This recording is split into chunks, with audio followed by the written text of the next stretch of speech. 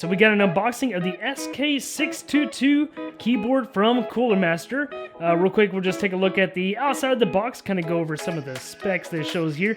It has linear mechanical switches. I chose the low profile reds because I like red switches. I'm a crazy man. Low profile switches, 60% layout, hybrid wireless. And here is the keyboard itself. It's got like plastic covering the aluminum, or it's like a metal tray out there around there. So yeah, look at that though. Feels pretty good. Oh yeah. You got one more part of the box right here.